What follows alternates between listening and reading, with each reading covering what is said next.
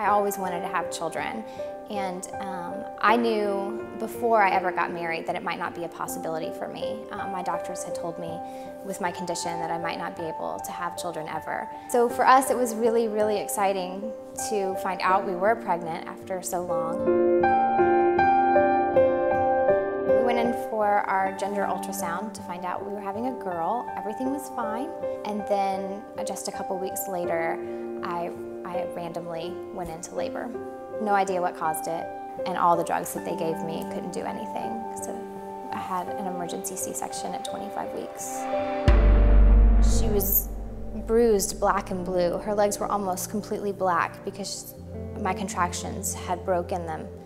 She was just so fragile and frail, and she didn't look like she could make it. And they told us that her chances of survival were very low, and that if she lived, her chances of being severely brain damaged or blind or several other severe disabilities were very high.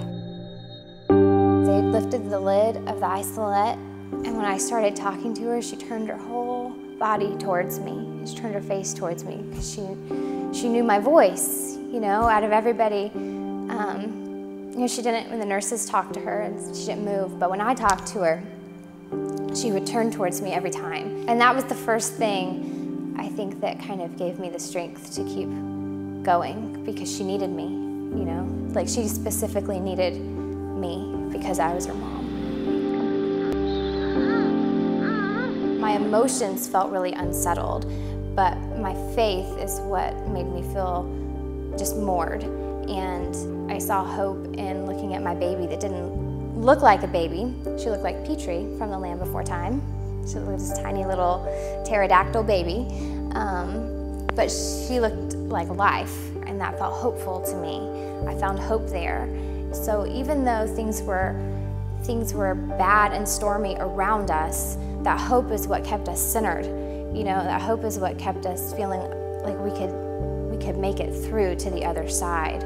She makes me laugh every day. She brings me so much joy. I think no matter what her personality had turned out to be, I would feel the sense of gratefulness that I do for her every time I look at her. I'm just so thankful that she's here and that I get to be her mom here. For me, it's so wonderful. She brings so much joy, I think, in her countenance and in her story.